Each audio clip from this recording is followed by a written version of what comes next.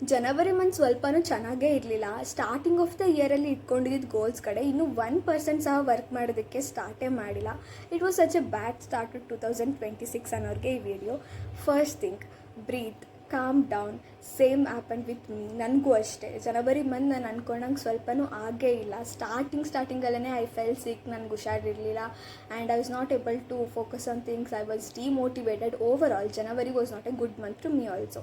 ಇವಾಗ ನಮ್ಗೆಲ್ಲರ ಹತ್ರನೂ 2 ಆಪ್ಷನ್ಸ್ ಇದೆ.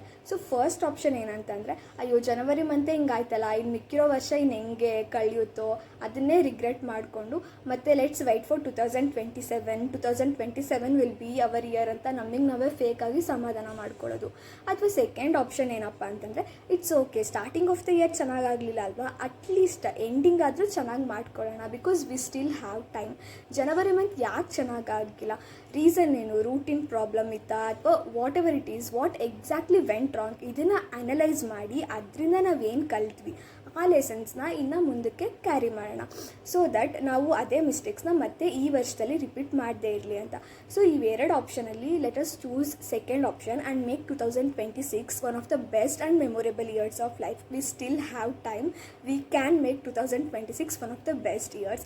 So if you are looking for a sign, here it is your sign to start over. Thank you.